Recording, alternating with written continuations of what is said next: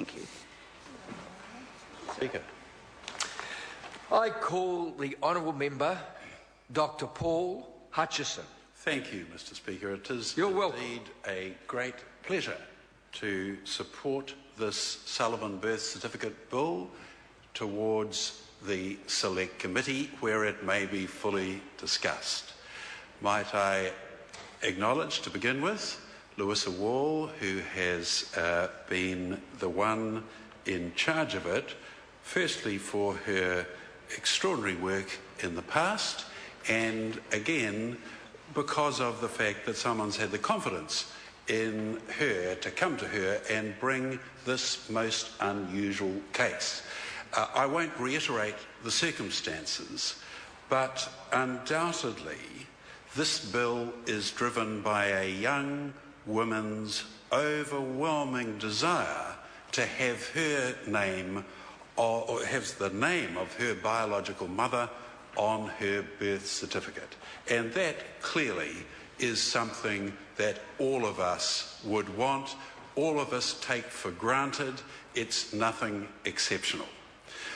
In fact, it's an extraordinary, compelling thing or fact of nature that all children want to have a recognition and attachment of their parents so they can honour them.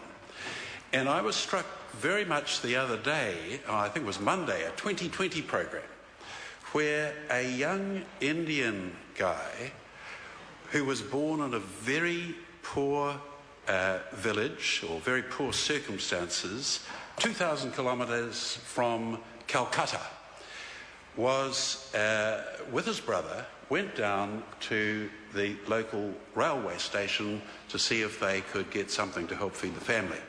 And his brother left him on the bench at the railway station. He was aged 5. His brother said, "Look, stay there and I'll come back. Don't move until I get you." He didn't come back. The young Indian boy woke up in a panic and in the stress of the moment hopped on the railway train that was going past.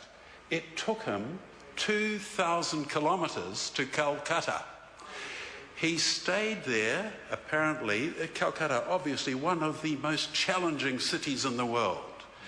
He lived there hand to mouth for several months until he was fortunately discovered by an Indian woman who took him into an orphanage, and from there he was put in contact with Australian parents who brought him up in Hobart, Tasmania. They were loving and wonderful parents, but at the back of this young boy's mind was what was happening to his mum. She was actually a solo mum with several other kids. He deeply wanted to go back, but he had no idea whatsoever. It was only when he was in his 20s that someone showed him the Google Earth technology, to which he was fascinated and saw that this could be the key by how he could go back to the village, which he only had very young, a 5-year-old's image of what it looked like. It was almost an impossible task. He spent 6 years, sometimes staying awake all night, working on the computer to figure out the thousands of combinations and permutations that might lead him to his home village. And by chance, one night, saw familiar landmarks in the village that he had detected by tracing a train line back from Calcutta. The long and short of the story was, he got home. He found his mother, and it was one of the most poignant stories that I have ever come across. Every child should have the opportunity to be able to recognise and honour their birth parents. There's no doubt that one of the other things that this particular bill brings up is the fact that Rowan's mum conceived through artificial insemination. 20, 30 years ago, this was done anonymously. Today, it's not done anonymously, by and large, and I think that's a very good thing. Openness, transparency, is something that is so important to ensure we have as the ethos going forward.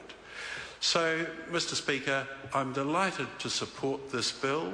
We will find perhaps that there are problems with it in the Select Committee, but that is the opportunity to find them out, and hopefully indeed we can satisfy Rowan's desire to see her mum's name on her birth certificate.